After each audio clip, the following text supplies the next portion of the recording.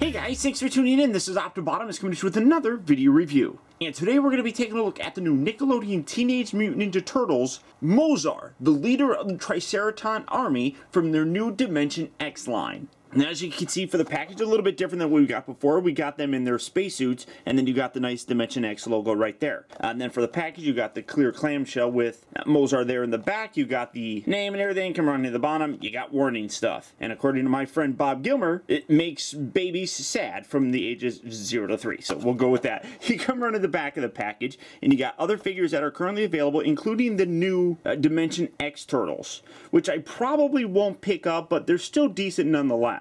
And you come over to the bad guy side. I'm still waiting to find the mutant shredders, but you can also see Mozar and then Lord Dreg. And then here for the bio, it says Captain Mozar guides the Triceratons through the galaxy on their mission to eliminate the Krang alien race. He won't let anything stand in his way of taking out the Krang, including the destruction of the Turtles' home planet, Earth. With the Triceraton army backing him and his plasma cannon and force mine in each hand, he's prepared to do whatever is necessary to destroy the Krang. Now, I've had this for a little while, but I haven't wanted to review it because I didn't want to spoil anything. But now that bio does give a little bit of a spoiler in it, in the fact that it talks about the destruction of Earth. But in general, I mean, I really like the sculpting on that. I'm really excited about it. The original Triceraton figure from the original vintage line is one that I've always really liked. Unfortunately, I don't have it, so I can't really do a comparison for you, but I'm still going to push through and give you the best review that I possibly can. So without further ado, let's get this guy open and see how cool it actually is.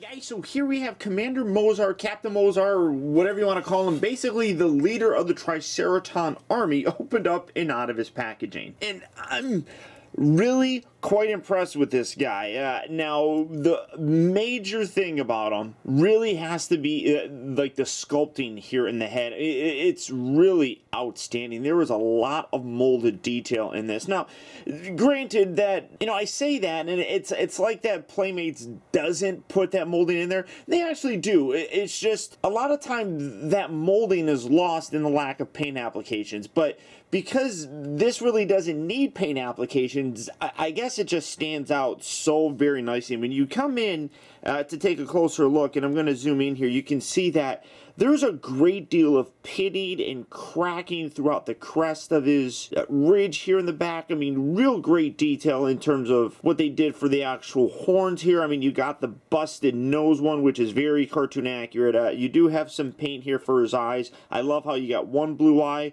one white eye, very accurate. You come down here, he's got his metal, the jaw thing right here, and then of course the little red stripe. I mean, just overall real great detail. Even coming down to the suit, I mean, you got a nice texture on here. Now granted, again, you're seeing a lack of some paint applications, like for example some of these little ridges that poke out here probably would look a little better if they were painted. This back section here I don't think it looks all that bad. I mean, you can see the ridges of his spine come down.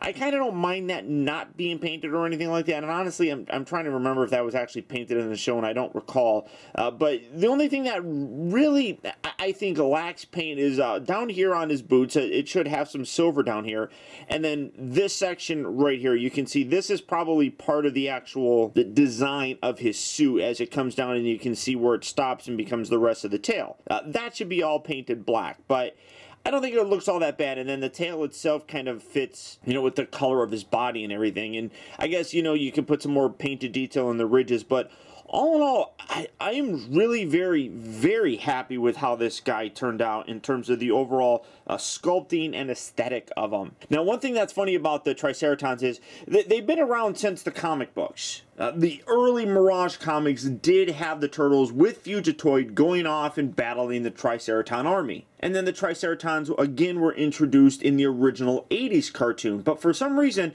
when the toy came out, they only had him as one character. And it was him. His name was Triceraton. Now, like I said, I unfortunately do not have that figure. If anybody's got one that's in really good condition, let me know, because I'd like to add it to my collection. But the Triceraton race has been around in the lore for TMNT for a very long time. And these guys are definitely key characters in the new season for the Nick Turtle TV show. I absolutely love that he's voiced by Michael Dorn. I am a huge Star Trek fan. Many of you that actually know me personally know that Star Trek is my favorite of kind of the space genres out there. And Michael Dorn voiced Worf, which is just hilarious because Worf had all those ridges on his head, and here we have the leader of the Triceratons with a bunch of ridges on his head. So I just think that it works perfectly, and his voice just reverberates with this character.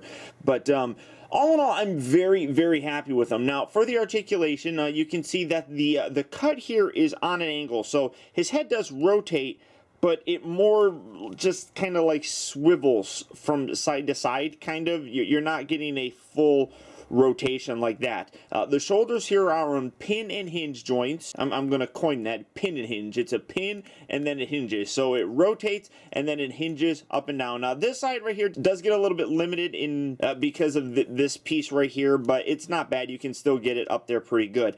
The wrists actually do rotate, which is very nice. That's something that we don't get a heck of a lot in figures. I miss the elbow joints, but besides the turtles, that most characters don't get elbow joints.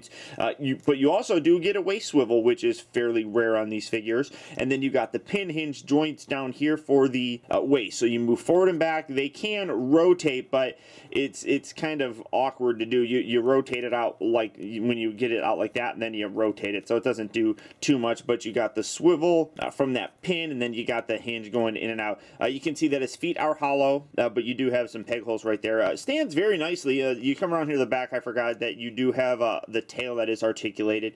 But I mean, again, real nice detail on this guy, and the articulation really helps kind of round things out. Now, what does kind of suck is he comes with 0 weapons, like nothing, and he really should at least come with a blaster or something like that. I mean, in the cartoon, he had one, and even on the package, it talks about his blaster, but he doesn't come with anything. So it is a little bit disappointing that we didn't get that. I would have loved to have that as an accessory, but for whatever reason, they chose not to give it to us. So I don't know. I mean, it is a pretty substantial figure. I mean, it is pretty solid, but I feel like they could have still given us a weapon. Now, for size, some people complain because he is a little bit smaller, and granted, the Triceratons are massive by comparison, but you can see that in terms of Donnie, who is the tallest of the Ninja Turtles, he's actually bigger than he is, so it's not too bad. Granted, he should be just like gigantic to him, but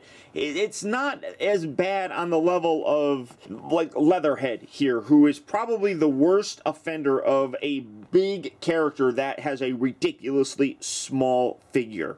This definitely is the worst out of all of those. So I don't think, scale-wise, he's all that bad. I think that it works decently. And it's not really something that, like I said, bothers me really all that much. I think that it's a decently scaled figure that kind of works out, I guess, just in the overall stature of him, I guess. But I am really very, very pleased with this guy. He turned out very nicely. And my only thing that I would say is I would love to get more Triceratons. I think that would be really cool if you could get a little bit of an army going, because these guys do move around in armies. Now, the unfortunate nature about Mozar here, as well as Lord Dreg, is that for the rest of 2015, they are Walmart exclusives, which means for November, December, they are only available there.